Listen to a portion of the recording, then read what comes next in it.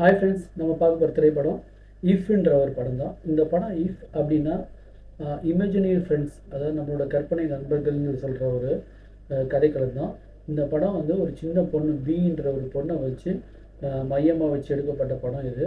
இது வந்து பார்த்திங்கன்னா இஃப்னு ஒரு படம் ஏற்கனவே வந்திருக்கு 1960s. அந்த படம் வந்து பார்த்திங்கன்னா மால்கம் மெக்வெல் நடிச்சிருக்காரு. அது வந்து ரொம்ப ஒரு சீரியஸான படம் அது. அந்த ஆக்டரோட இதே வந்து பார்த்திங்கன்னா ஒரு ரொம்ப சீரியஸான ஒரு கேரக்டரை வச்சு அந்த ஒரு படம் வந்தது.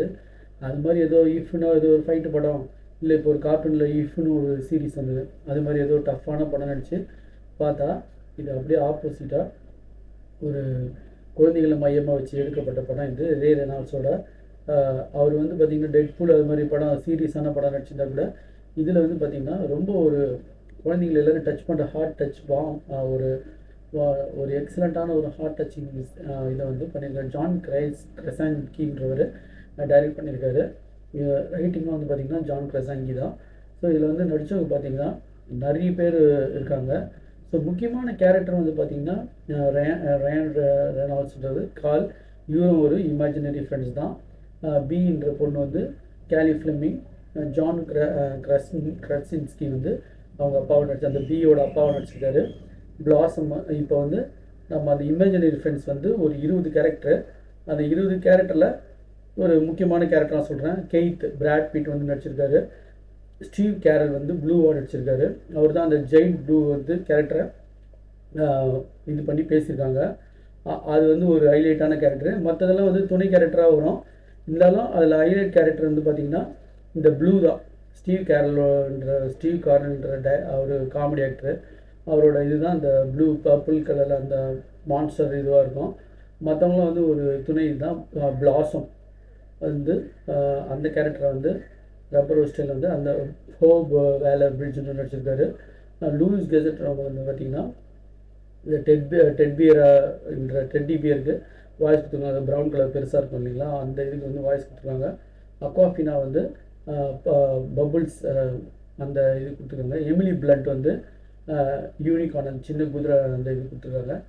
ஜார்ஜ் க்ளூனி வந்து ஸ்பேஸ் மேன் அண்ட் அஸ்ட்ரானட் அந்த கேரக்டர். பிராட்லி கூப்பர் வந்து பார்த்திங்கன்னா ஆந்த்ரோபார்மிக் கிளாஸ் ஐஸ் வாட்டர் அந்த இது கொடுத்துருக்காரு. மேட் டேமன் வந்து சன்ஃப்ளவர் கொடுத்துருப்பாரு. பில் ஹேடர்ன்றது பார்த்திங்கன்னா பனானா கொடுத்துருப்பாரு. ரிச்சர்ட் ஜெக்கின்ஸ் வந்து பார்த்திங்கன்னா அனிமேஷன் ஆர்ட் டீச்சராக ஒருத்தர் ஒரு மொட்டை மாதிரி ஒருவர். கேகன் மைக்கேல் வந்து பிளாப் வந்து கொடுத்துருப்பாரு. பிராட் பிட் கெய்த் ஏற்கனவே சொல்லிட்டேன்னா. ஜான் ஸ்டீவர்ட் வந்து ரோபோட்டாக கொடுத்துருப்பாரு. ஆமிஷ் கீமோ வந்து ஒரு கம்மி அந்த கரடி கேரக்டர் வந்து கொடுத்துருப்பாரு. மாயா ருடோல்ஃப் வந்து அலிகேட்டர் கொடுத்துருப்பாங்க. சாம் ராக்குல் வந்து ஆந்த்ரோபார்மிக் டாக் கொடுத்துருப்பாங்க. மேத்யூ ரைஸ் வந்து க்ரௌட் வேரிங் கோஸ்ட் கொடுத்துருப்பாங்க. கிறிஸ்டோஃபர் மெலானி வந்து ஸ்பீட் டிடெக்டிவ் கொடுத்துருப்பாங்க. செபஸ்டின் மனிஸ்கில் ஆல்மோஸ்ட் எல்லாம் சொல்லிட்டேன். மவுஸ் கொடுத்துருப்பாங்க. பிளாக் லிவ்லி வந்து ஆக்டோபஸ் கொடுத்துருப்பாங்க. இந்த மொத்தம் 20 கேரக்டர் சொல்லியிருக்கேன்.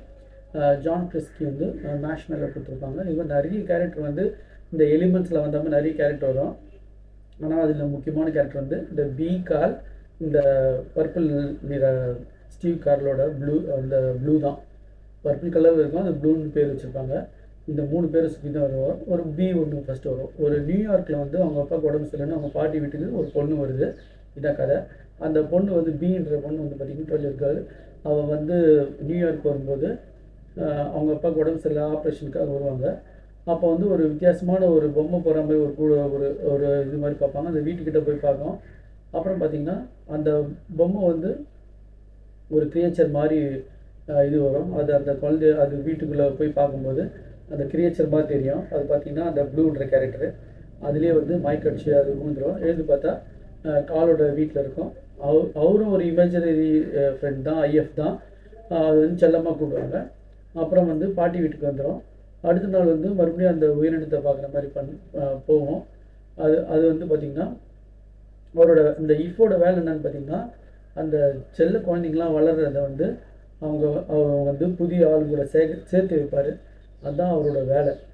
இது வந்து பிஇஓ வந்து அந்த காலுக்கு வந்து உதவுறதுக்கு ட்ரை பண்ணுவாள். ஸோ அப்போ வந்து அவங்க மாடியில் வந்து நிறைய கேரக்டர்ஸ்லாம் வந்து மிங்கிள் ஆகும்.